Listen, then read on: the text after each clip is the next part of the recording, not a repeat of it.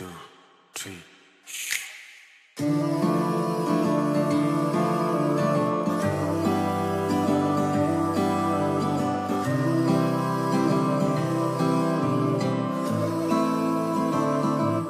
Ovaltine I hello ka hello Valtine leiro sum I khum lo a poi lo I sui lung mangai na sak dam man katan va na ra chami I nei chun min la na chuti chwani kya nga ka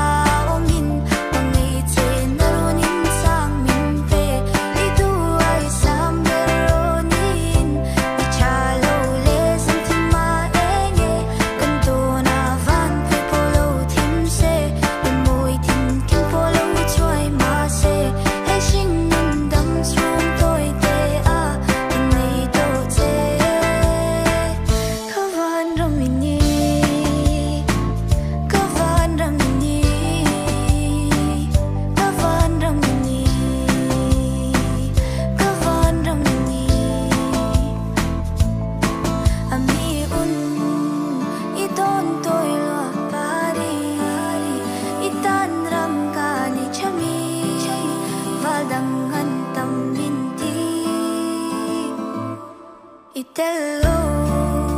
ashing nun zo ai toan odi fam fon na kupui long ta kin zo na nge chuti chuani kya nga ka omin ngai che narunin sang min pe idu ai sam beronin ni chalo le sang thima enge kan to na van pui polo thim se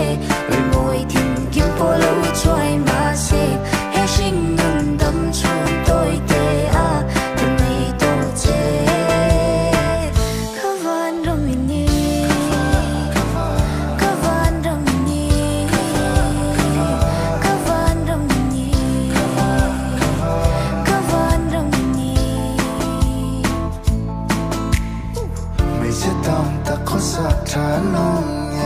มาเสียดีนั่งชวนอีกคู่เงี้ยอีเปียทูมันลันจงโอกะลงข้าชิงนุ่งนัดทิลถึงตัวโอ้ยชาเบเรก็ฟันรำทิลคลอนเปก็อีนี่เงี้ย